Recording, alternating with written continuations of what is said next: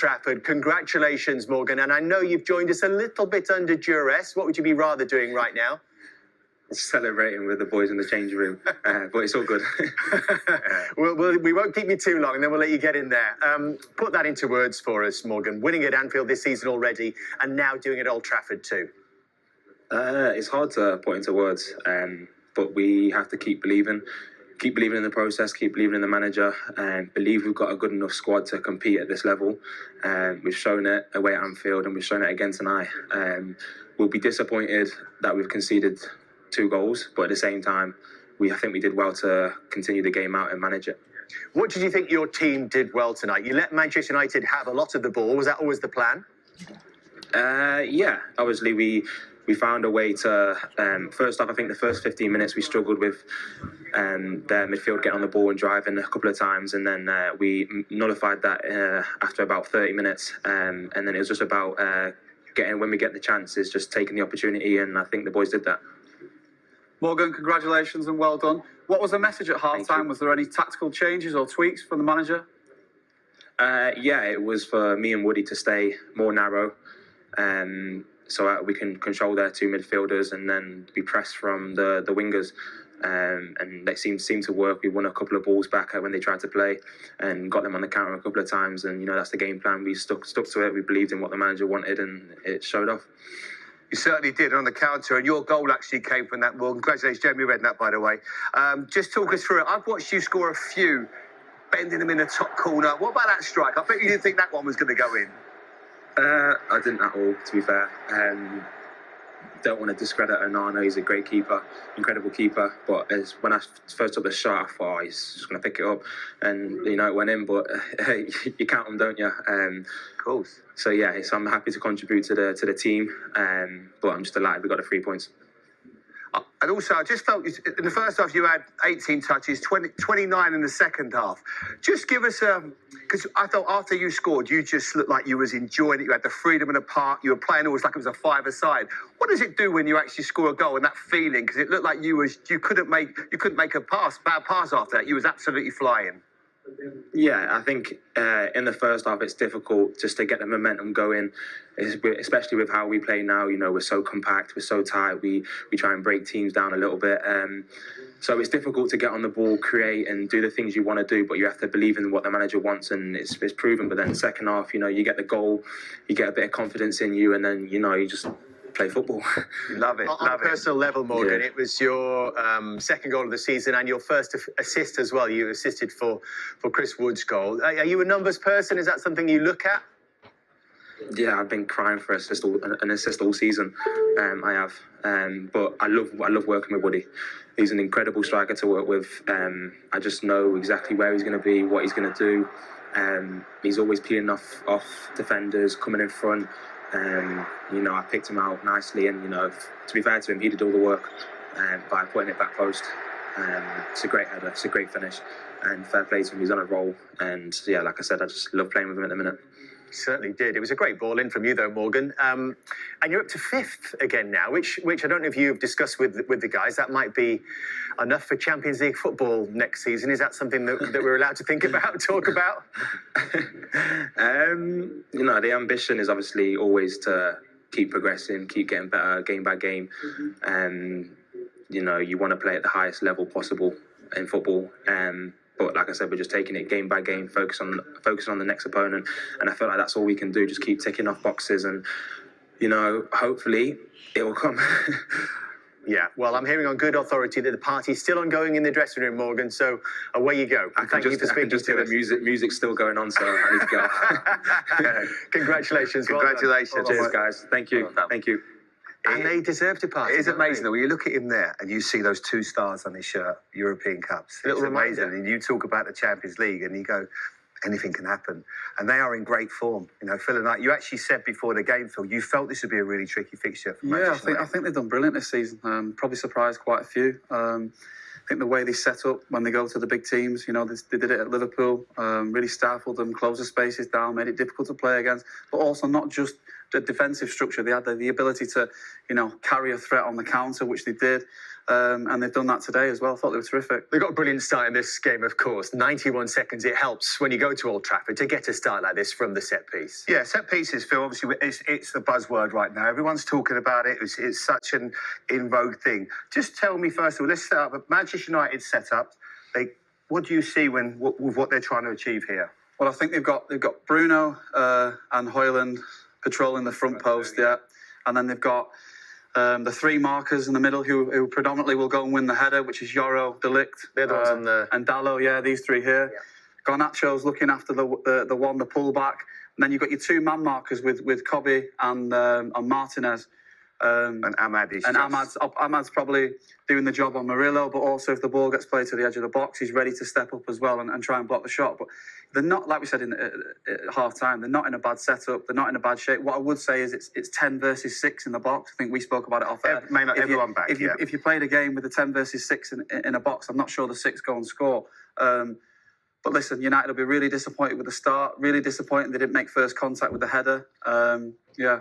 And the difference from the midweek, obviously everyone was talking about the goals that Arsenal scored. In-swinging corner from, Saka and then Declan Rice. This one is actually an outswinger by Anderson. Really good delivery. There's a goal scorer there, Milenkovic and Yates and Murillo. That's where they get the problem, because how do you feel as a centre-back, and this was something that you had to deal with. I know we talk about he's blocking Martinez, but he's never really, I don't feel, in a great position. He's looking, he's not really facing the ball. He's almost too fixated on stopping him from scoring ultimately. But as the balls come in, his body shape is probably a little bit wrong. He should be a bit more side on. As we said, Diogo gets dragged to the ball a little bit. I mean, don't get me wrong, we're talking about really fine margins here, but at this level, it matters. Great delivery. And a towering header. You have to talk about the header and the power. I just feel as well, I mean, we spoke about this at half time. Dalot is in that sort of front. He's the front of the three, like you mentioned. Can I just ask Phil, is that gap normal? You would expect there to be I don't think space gap between. Look, I don't think the gaps there are too. They're not in the wrong position. I think the problem was that Diogo Dalot gets sucked underneath the ball even a couple of yards, which allows Milenkovic to come in and tower and header, and obviously Martinez should be more aggressive and stop him from getting his run. Because he is inside the post there, the inside post, but then by the time that ball comes in, he ends up outside the post. If he probably stays where he is and attacks it, Martinez gets bullied, let's be totally honest. Milenkovic is probably thinking to himself, this is my lucky day. I'm too big, too powerful, too strong for you. Dalot, I don't really like in that position. He's not going to attack the ball. He gets under it and he doesn't really give the full, the aggressive nature to win the ball. And once it comes in, if it's the right delivery, Milenkovic has already got his eyes on it. Yates is going to do a little bit as well to just cause as much disruption as he can. And then it comes in, and you can see Dalot ends up in the wrong position. I mean, potentially, if you think about it, perhaps if you rewind that back, yeah, of course. Potentially, if you put Diogo Dalot as the third centre half, De Ligt as the front one, and so you got your two main headers, your first one and your second one to go and attack the ball. The ball's in the air, going to be in the air far longer with an outswinger for the back post. So if it is Diogo Dalot, he's got enough time to go and try. But listen, it's fine margin. Ultimately, they've got to defend better than first. And I think we've got to mention as well that Manchester United have changed their set-piece coach. They've got a new guy in that the manager's brought in. And listen, Carlos Fernandez, his name is, and they had another guy that was doing. But this doesn't work for me. I'm even thinking here, if you were to say right now, there's a couple of people in the Premier League that you don't want to mark. One is Gabriel from set-pieces, and the other one has to be Chris Wood. Ugarte, he must be, I don't know, I haven't stood next to him, but he's 5'10" max. And he's up against Chris Wood. If that ball comes in there, mismatch, goal. So nobody really in this situation is taking control. There is not one bit of confidence in that when I look at it. Marking is 6'5" Milenkovic. Huh? 6'5" Milenkovic. Yeah, but that's what I'm saying. So they're getting it wrong. Not just there. If it falls to Chris Wood, he's going to score. I mean, as well. There was a real sense of vulnerability. I mean, we could sense it just watching the game in the crowd. You could sense that, and it was almost infectious. Every time the ball went out for a corner, you felt that. This is Carlos Fernandez, who's been brought along by Ruben Amorim, and he's made it clear that this is the guy that's in charge of defensive set pieces now. It was previously somebody else who's still on the coaching staff, and he says he's still helping the ex-Brentford set piece coach, Andreas Jorgensen. Now, actually, regardless of who's in charge, last season only 3 teams, I think, conceded more goals from corners than Manchester United. So now it's 3 conceded in 2 games as well, 2 against Arsenal, 1 here against Forest. Is the problem more, actually, Phil, having people who can head the ball in those positions or are big enough in those positions to deal with that situation? Yeah, it's a fair point. I mean, I think when we're talking about the set piece, I think we can really be over analytical these days and go into so much detail so we're almost blue in the face. But ultimately, go and attack the ball, be aggressive, and get first contact on the ball. And United didn't do that enough today. I think there is a fear factor right now with set pieces. Everybody is terrified because everyone's got set pieces, coach. I think if you actually said to a team, right, the corner's going to come in, maybe if you said to Ahmad, Garnacho, you go out the pitch, let's ask a question. There was almost too many cooks. There's too many people in there that are getting in the keeper's way. Everyone is it's become robotic. This is my area. I have to be careful. The ball comes in, I'm going to attack it. Instead of going, there's only one ball, don't attack the ball. And be a little bit more, almost a little more old school. There's almost too much that's going into this rather than, because sometimes a set piece coach, as good as they are unbelievable. What the guy is doing at Arsenal, what he's doing at Aston Villa, sometimes they haven't, most of them haven't really played the game. I know at Brentford they have Keith Andrews, obviously he played at the top level, but some of them actually, when you get in on that pitch, you've got to smell it. You've got to feel that. And like someone like Phil, when you said to him, listen, that ball's coming in, mate. Drogba was unbelievable at it. Go and head that ball. I think that everyone's like, when you get zonal, it takes away accountability because everyone's, well, I've got my error, I'm okay. It doesn't always work like that. Yeah, I think you used to have to stand there and edit yourself. To counter that, what I would say is when you are man for man, the amount of jostling and shirt pulling that goes on in the box, it's so easy to get blocked.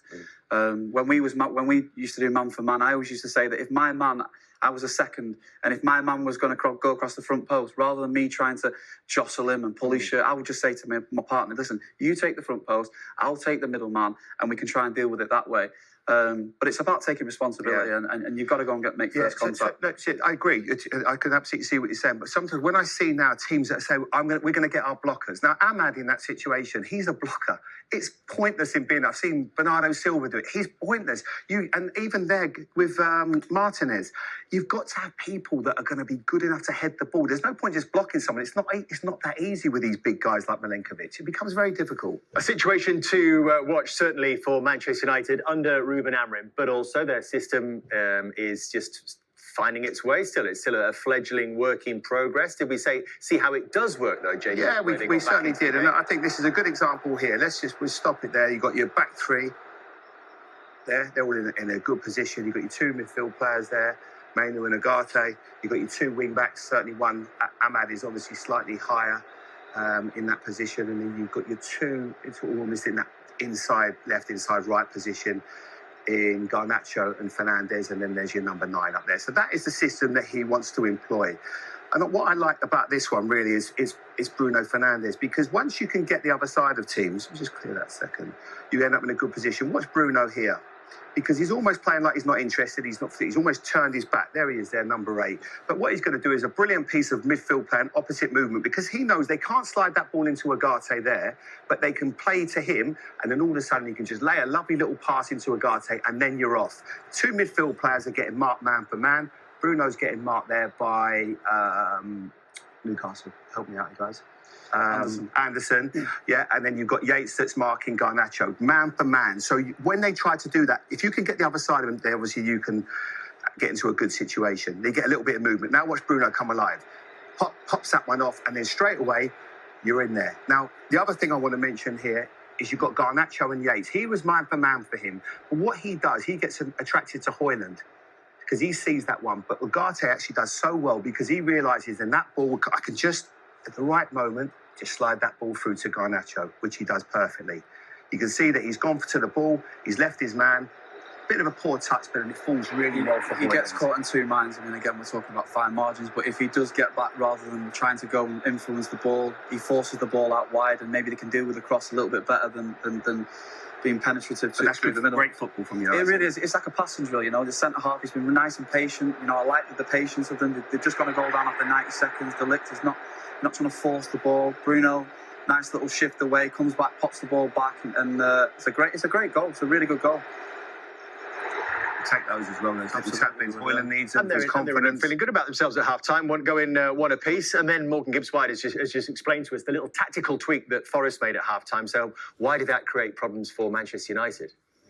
114 seconds into the second half. Yeah, I mean, if you roll it on here, look, two terrible starts, 90 seconds and 120 seconds or whatever it was. Look, I thought Bruno was really good today. He really was. This was probably his only bad ball, bad decision of the game. Morgan Gibbs-White in a central position. Central position shot, and of course he said it in the interview just then that he didn't expect the ball to go in the back of the net. So what are we thinking about the goalkeeper here? It's tough for you to say. Yeah, listen. What I will say, he will be disappointed with that. When we watch it back, it's not a great watch. I'd like to give him a bit of credit and say the ball's deviated. I was going to ask if that may be a factor. It's hardly like one of the knuckle balls, or he should be saving it. Does it look like he's shaping to shoot in that corner, Jamie? You can't defend him there. He's falling backwards. His balance is wrong. He's got his weight on his heels. Sometimes it's hard for us as players to analyse, because I never played in goal. I didn't even do it even in training. I just didn't want to do it. But that is fundamentally just really bad goalkeeping. He knows it. He doesn't need us to tell us on to everyone. I think what you would say, he's made a mistake there, but he's been terrific so far this season. Yeah, he has. Yeah. But that's one that you just have to say. And you talk about tactical tweaks all you like, but that goal just changed everything, because straight away you're on the back foot. We've seen it before under Ten Hag. Doesn't matter which manager. Then you're thinking, right, let's get back in the game as quickly as we can. I think this is the point where they smelt blood here.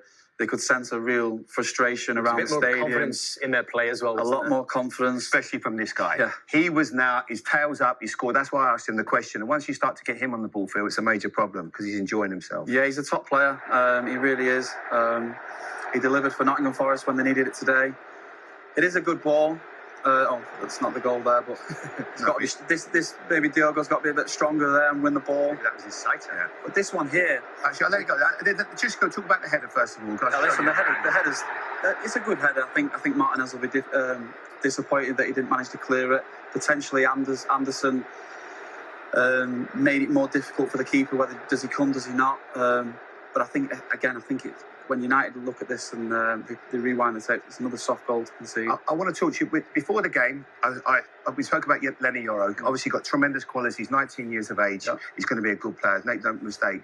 But I did feel at some point in the game, I mentioned this was going to happen. Chris Wood on Yoro, and now he's thinking, I'm in a good position here. It just felt for me, and of course he's a young player and he's going to learn all the time, but these are the problems that the Premier League throws up at you. And I just feel Chris Wood, throughout this sort of, from his goal, just bosses the situation with Lenny. As the ball comes in, you can see that Lenny at Yoro now, just take that back, Phil, just tell me about this. So he sort of puts his arm on him there. Structurally, they're not in a bad position there. Look, defensively, you're not in a bad position. What about Lenny there? Again, he's not really in a difficult position. What happens is the ball gets played in, and I've been there myself when the ball's been hung up at the back stick, and you desperately know it's going to go over the back of your head. Yeah. What I would say there is a more experienced player might just run straight into the back of him and try and put him off balance a little bit. Maybe, makes the header go a little bit. Could he have got a bit more? I'm being picky here. Yeah. Could he have got maybe a little bit more body to body? Of course he can get tighter, and of course when he looks at it, he'll realise that he's got to get tighter. Listen, he's a young lad. He's going to learn. He's only going to get better. He's a good signing for Man United, and I'm excited to see more of him. But yes, he will be a little bit disappointed. But I think he's probably looking at his other centre half maybe and thinking, what's going on here at this back post, Phil? Please tell us. Yeah, it's not great watch. I think Onana could potentially get it, but then gets caught in two minds whether De Ligt or Martinez is going to influence the ball. They all get caught in a bit of a mix-up, and it's ended up in the back of the net. But again, another avoidable goal. Yeah, it really was. And I think Martinez has it feels he's got to deal with it. But like you said, it was a long way back for United from that point, Jamie. They did get one. They had time. They certainly had time, David. And we felt once Bruno this is a great goal from his perspective. You thought like they're back in this game. Brilliant side volley here. He pings it out to Ahmad. That's terrific. And he gets in the box. Ahmad Bright again? Is that another plus point? Listen, I love Ahmad. I said it last season when he scored the winner against Liverpool in the Cup. That he'll play a really big part this season, and I've been proven right. He's creative. He does the hard yards. He likes to go that way, but he can do the other way as well. And do you think this system suits Bruno Fernandes? I think so, yeah. I think you're playing higher up in a system. And look, Bruno Fernandes is a terrific football player, and you build the team around him. He's got that much quality. And if you get him in the right areas, he can hurt you. And you see he was just giving the goalkeeper the eyes and reversed the ball. Great finish, got them back in the game. And you're thinking from this point now with, 20 minutes left, 15 minutes left, that they could go on and at least get the point. But credit to Nottingham Forest, they were really resolute and defended well. Made the substitution of Bruno Fernandes not too long after that, Ruben Amorim.